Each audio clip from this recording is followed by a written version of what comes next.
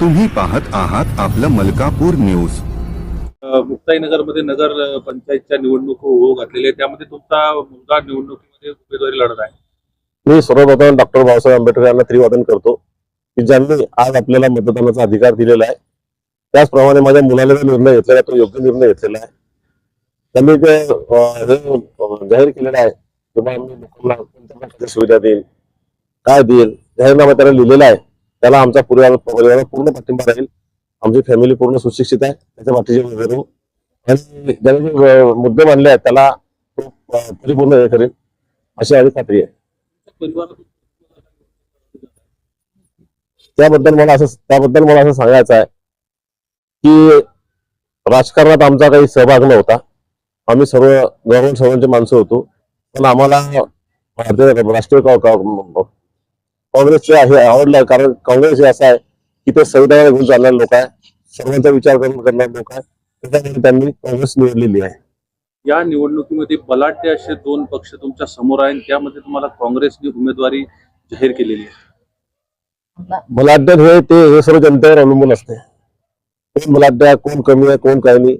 काँग्रेस पक्ष हा जुना पक्ष आहे, तो सर्वांना घेऊन चाललेला आहे। जनता शेवटी जनता असते। जनता कोणाला निवडून द्यायचं काय करता हे सर्व जनता ठरवू शकते। जाहीरनामा पाहिजे,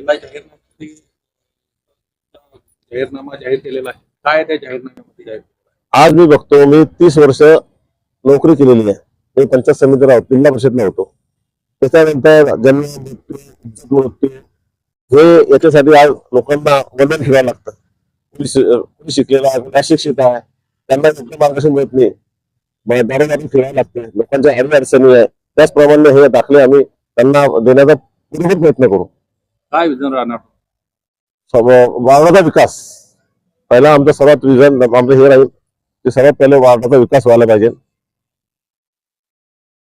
ताई, काय सांगाल, मुक्ताईनगर नगरपंचायतीच्या निवडणुकीमध्ये काँग्रेसतर्फे तुमच्या मुलाला उमेदवारी मिळालेली आहे।